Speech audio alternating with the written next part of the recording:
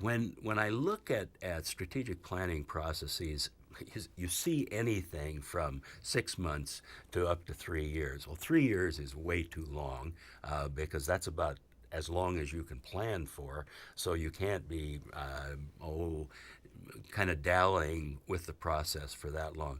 On the other hand, if you're going to really engage the community and if you're going to do a good job of the major components of strategic planning, and that's really taking a good look at the institution, taking a good look at the environment, assessing your opportunities out there, assessing what threats exist, and also assessing what you're capable of doing in terms of financing major strategic initiatives.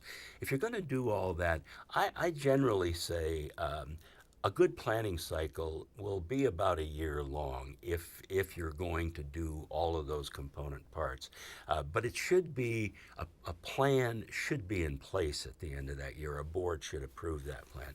So let's start with the assumption that a good planning process would be about a year long. Who's involved in that and kind of how they're involved along the way. If the institution is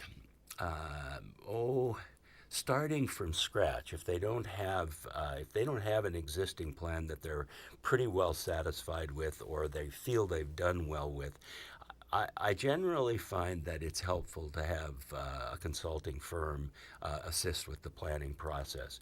But critical to a process being successful, leadership of the president, key support from the board, participation by the board in key components of the planning process, ensuring that the constituents are well represented in the planning process, kind of touchstone points along the way where the board is consulted, where the campus is consulted, really critical, and a timeline set to make sure that board has time for review halfway through the process and a good thorough review at the end point and the connecting of finances with the process. A good question is kind of where do you start? And I generally suggest to people that look at your successes and failures with your old plan and also look at the process you used at that time, but the process of evolution that you followed as you went through the years that the plan was in effect. Say it was a 3 to 5 year plan. What changes did you make?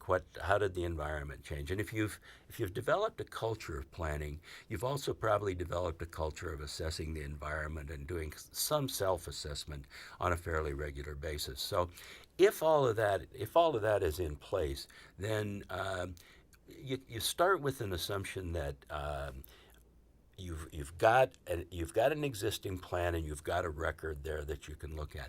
But then the real emphasis has to be on let's look at the environment, because strategic means you're trying to look at the institution's positioning in relationship to where it's been and to its mission, but really with an emphasis on the environment and the strengths and weaknesses of the institution.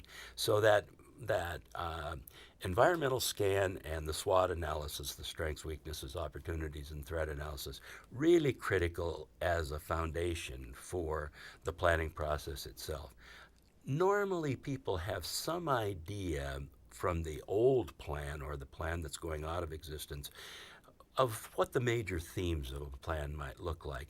But by doing the assessment of self and of environment, you kind of temper those major themes, but you also may identify one or two major themes, major strategic initiatives that you're going to want to follow in the new planning process, and that gives you a chance to vet those. But I'd say look at the old plan, but don't be captive of it. At the same time, don't just look at where you are now, because the focus of a strategic plan is 3 to 5 years out, and really should have vision as a driving force. Mission is the foundation, but vision is the driving force.